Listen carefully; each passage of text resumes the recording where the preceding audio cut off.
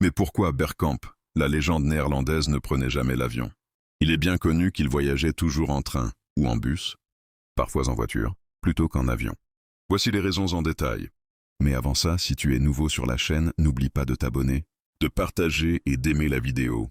Bergkamp souffrait d'aviophobie, peur de prendre l'avion. Cette peur est née après deux événements marquants. En 1989, son coéquipier Mark Overmars lui a parlé du crash du vol Suriname Airways, qui a fait plus de 170 morts, dont plusieurs jeunes footballeurs surinamais. En 1994, pendant la Coupe du Monde aux États-Unis, l'avion de la sélection néerlandaise a connu des turbulences très violentes. Bergkamp a paniqué, et à partir de là, il a juré de ne plus voler en avion.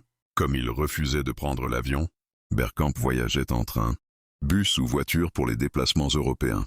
Cela lui a fait manquer certains matchs à l'étranger, surtout en Ligue des Champions quand les distances étaient trop grandes.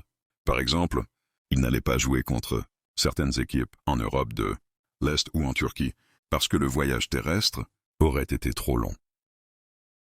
L'Ajax puis Arsenal ont accepté cette particularité, car Bergkamp était un joueur exceptionnel. À Arsenal, Arsène Wenger et les dirigeants l'ont soutenu. Quand c'était possible, il prenait le train avec un préparateur physique ou un coéquipier. Les supporters l'ont surnommé parfois « The Non-Flying Dutchman », le Hollandais qui ne vole pas. Certains pensaient que ça le pénalisait, mais lui disaient « Je préfère être en paix avec moi-même et jouer sans stress plutôt que de monter dans un avion et perdre ma concentration ».